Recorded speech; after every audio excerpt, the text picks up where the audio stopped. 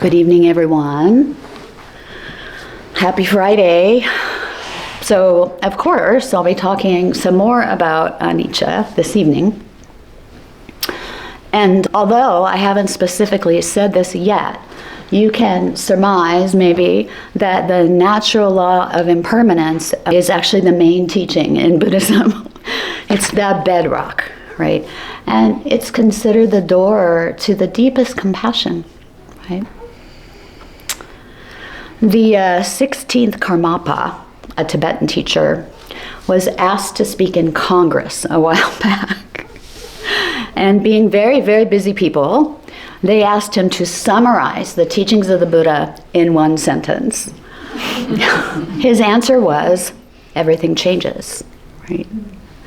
Likewise, there's a Zen teacher, Suzuki Roshi, responded to a similar question by a student after a lecture. Student says, can you reduce Buddhism to one phrase? Can you put it in a nutshell? He laughed. Everything changes, he said. Next question, right? And a Pali Canon phrase often repeated, referring to awakening to this truth. A spotless, immaculate vision of the Dharma appeared for them. Everything that is subject to arising is subject to passing away. Yeah? Spotless, immaculate. And a poem from the Buddha, from the Diamond Sutra. So you should view this fleeting world, a star at dawn, a bubble in a stream, a flash of lightning in a summer cloud, a flickering lamp, a phantom, and a dream. Impermanence is the bedrock, right, of Buddhism.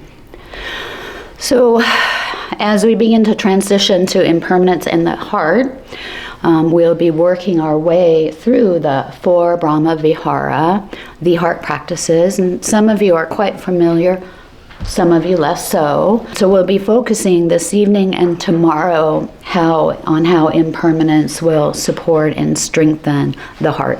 So I'll start actually by reviewing these 4 heart practices, and I'll review them in the order that we usually learn them, right? So metta is Pali for loving kindness. And this practice just cultivates love or unconditional friendliness. We can say that it warms the heart and helps us remain warm-hearted in the most difficult circumstances and in the face of difficult people. And this evening, as is our tradition on the second night, we'll do a loving kindness, a metta practice, and chant before bed. The second of the Brahmavijara, karuna, Pali for compassion. In Buddhist psychology, we say that compassion is when love meets suffering. So it has 2 qualities. It has the quality of quivering in the heart in response to suffering, as well as a readiness to take action to relieve suffering. Yeah. And then the third of the Brahmavijara, mudita, is Pali for appreciative joy. And this is a heart quality that cultivates celebratory love. So we say it's love that celebrates. So it's when love meets joy, right? So we're happy that people are happy. And we're happy when we're happy. It's kind of like twice the happiness, like double happiness, right?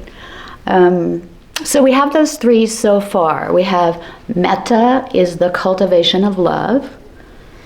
We have karuna, which is shining that love on suffering.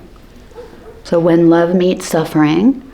We have mudita, which is where we shine that love on the happiness or good fortune of ourselves or others. So when love meets joy. So the 4th of the heart practices, upekkha, stands for equanimity in Pali, close translation. And equanimity is when love meets life as it is, with all of its uncertainty, joys, and sorrows. So equanimity contains all the other heart practices.